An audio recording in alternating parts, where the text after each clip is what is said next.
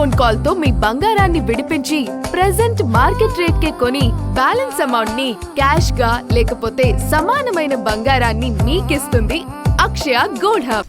Russia చమురు కొనుగోలు చేస్తున్న దేశాలపై మరోసారి భారీ సుంకాలు విధించేందుకు అమెరికా అధ్యక్షుడు డొనాల్డ్ ట్రంప్ సిద్ధమయ్యారు.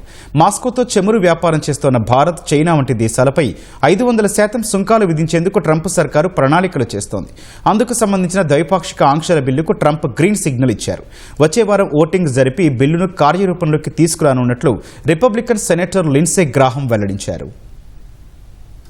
ఉక్రెయిన్తో యుద్ధం ముగింపునకు రష్యాపై మరింత ఒత్తిడి పెంచేందుకు అమెరికా అధ్యక్షుడు డొనాల్డ్ ట్రంప్ మరో కీలక నిర్ణయం తీసుకున్నారు.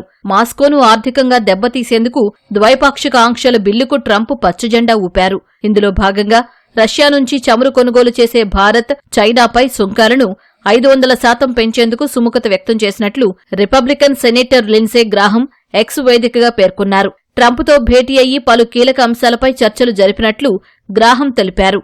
రష్యాపై ఆంక్షలు విధించే బిల్లుకు అధ్యక్షుడు గ్రీన్ సిగ్నల్ ఇచ్చినట్లు పేర్కొన్నారు. రష్యా నుంచి చమురు కొని తద్వారా ఉక్రెయిన్తో యుద్ధానికి మాస్కోకు నిధులు సమకూరుస్తున్న భారత్, చైనా, బ్రెజిల్ దేశాలు ఇకపై రష్యా నుంచి చమురు కొనుగోలు చేయకుండా ఈ బిల్లు అడ్డుకుంటుందన్నారు. వీటిని ఉల్లంఘిస్తే ఆయా దేశాలపై 500% టారిఫ్లు విధించే అధికారం ఉంటుందన్నారు.